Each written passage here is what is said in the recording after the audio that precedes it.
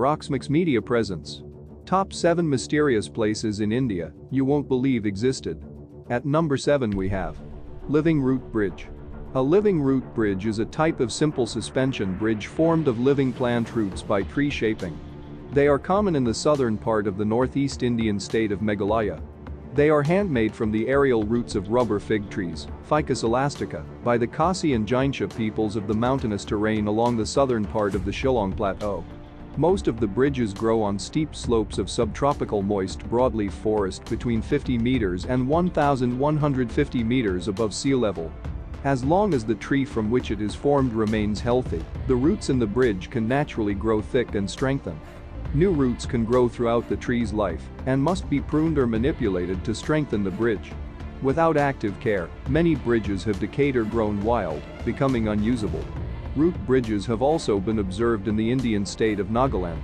Living root bridges have also been created in Indonesia at Jembatan Akar on the island of Sumatra and in the Banten province of Java by the Batai people. At number 6 we have the Hanging Pillar of Lapaki Temple.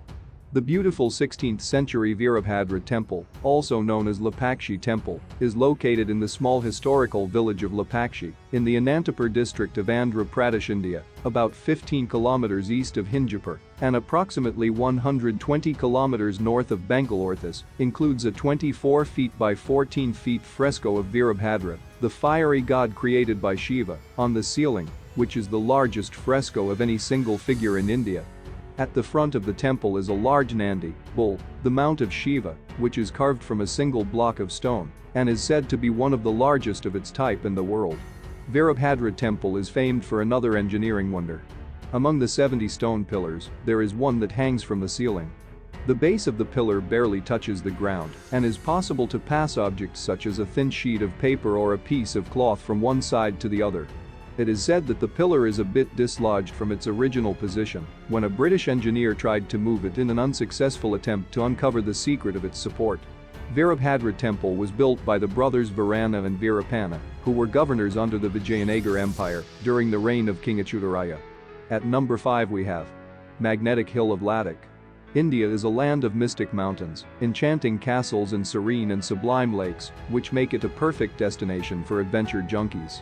In this context, Himalayan state Ladakh's Magnetic Hill always needs a mention as it is a perfect retreat for thrill seekers. Also called Gravity Hill, the Magnetic Hill pulls the stationary vehicles upwards on Leh Kargil highway, creating an impression of a divine power, which locals believe definitely exists in this part of the country.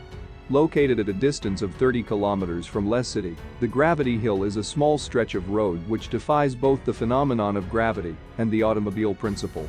Yes, put your car in neutral gear, and still, it will climb the hilly road, and that too with a speed ranging between 20 to 30 kilometers per hour. Locals believe some kind of divine force exists at the Magnetic Hill, which helps the good souls visiting the area. But rationalists believe otherwise. They used to advocate for scientific principle, pointing at the existence of a magnetic field near the area.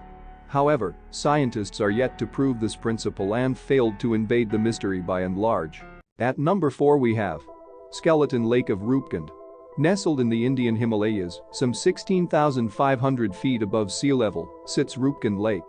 130 feet wide, it is frozen for much of the year, a frosty pond in a lonely, snowbound valley. But on warmer days, it delivers a macabre performance as hundreds of human skeletons, some with flesh still attached, emerge from what has become known as Skeleton Lake. Who were these individuals and what befell them? One leading idea was that they died simultaneously in a catastrophic event more than 1,000 years ago. An unpublished anthropological survey from several years ago studied 5 skeletons and estimated they were 1,200 years old. Then, perhaps 1,000 years or so later, sometime between the 17th and 20th centuries, 2 more genetic groups suddenly appeared within the lake. One individual of East Asian related ancestry and, curiously, 14 people of Eastern Mediterranean ancestry. At number 3 we have Floating Loktak Lake. Loktak Lake is not only the largest freshwater lake in northeast India, it is also home to unique floating islands called Fumdus. These circular landmasses are made of vegetation, soil, and organic matter at different stages of decomposition that have been thickened into a solid form. The islands have a spongy surface that feels like a trampoline. Like an iceberg, most of the massive fundus lies below the water surface. During the dry season, when water levels drop, the living roots of the islands can reach the lake bed and absorb nutrients. The several thousand fundus and its surrounding waters are vital for irrigation, drinking water, food supplies, thus the lake has been referred as the lifeline of Manipur state. Thousands of fishermen make their livelihood in the waters, catching about 1,500 tons, 6.6 million pounds, of fish every year. Children and illiterate adults also attend a school located on one of the floating islands. At number 2 we have the gravity-defying palace, Bada Imambara. Lucknow, the city of Nawabs, has a number of attractions to keep you intrigued for days. And one such spot is a gravity-defying palace. It might sound like an exaggeration, but that is the fact, believe it or not. This palace that defines the concept of gravity is a major crowd puller in Lucknow. It is called Bada Imambara, which translates to Big Shrine in English.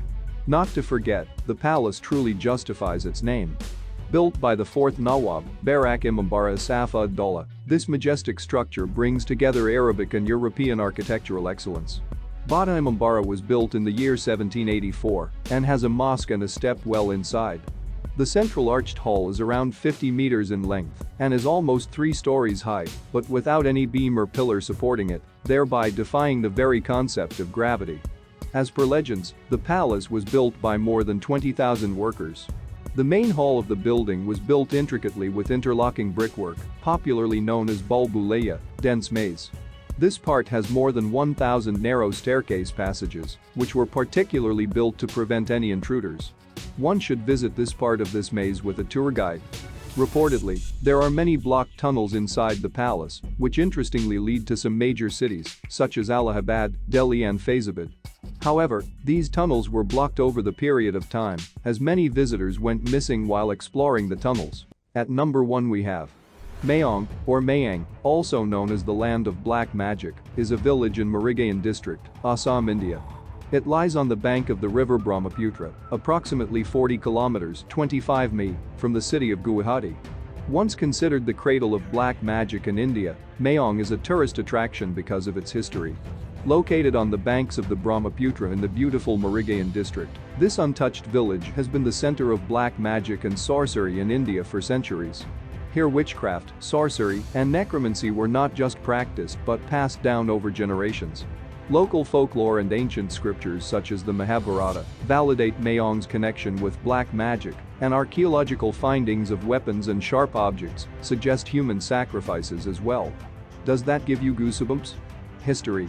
Narabali or human sacrifices were carried out in connection with the worship of Shakti until the early modern period. Excavators had recently dug up swords and other sharp weapons that resembled tools used for human sacrifice in other parts of India, suggesting that human sacrifice may have occurred in the Ahom era in Mayong. Tourism. Mayong is a tourist and archaeological location because of its rich wildlife, archaeology pilgrimage, ecotourism, adventure tourism, cultural tourism and river tourism. There are numerous archaeological relics and artifacts, including books on black magic and Ayurveda at the Mayong Central Museum and Emporium, which was opened in 2002. Very close to Mayong is the Pabatora Wildlife Sanctuary. This sanctuary has the highest density of one-horned rhinoceros in the world. Thanks for watching Rocksmix Media. Please subscribe for more videos like this and click on notifications icon to get latest video update.